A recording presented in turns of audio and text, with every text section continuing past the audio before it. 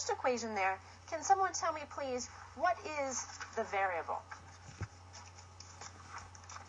Elizabeth? The variable is x. Good.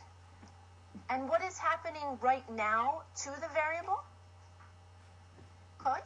It's being subtracted by 3. It's being subtracted by 3. That's right. Very good. Next question. What is the inverse of that operation? The inverse of subtracting 3. Coleman? Addition of the opposite. The inverse of subtracting is to add. And remember, we're not going to change the number. So what number are we going to add? 3. Right. Very good. Next question. Have we gotten the variable by itself yet? And let me just I'm going to pick at random this time, so I'm not picking the same people all the time. Have we gotten the variable by itself yet? This is for Bailey. No, because it's still next to 3. Good. My next question is, what is still happening right now to the variable? Lauren. 39 plus 15 is 54. And can I just ask the question, how did you get this 0? Where did that come from? From the subtracting 15 and then adding its opposite. Okay. And subtracting 15 and then adding what? 15. And then adding 15. Okay. And what kind of operation did you do there? Addition. You had subtraction and then you did addition. So those subtraction and addition are pairs of what? Well, they are integers, yes. But you did inverse operations, right? Oh, yeah. The inverse of subtracting is to then add. Yeah. Okay.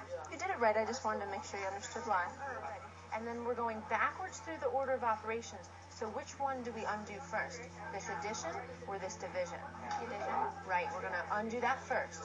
So the opposite of adding 13 is to subtract 13. And do you do that to one side or both sides? So now I just want to follow up with a discussion of what you just did in groups. And I asked you to make those hypotheses first before you solved for the variable. How many of you were right most of the time with your initial guess?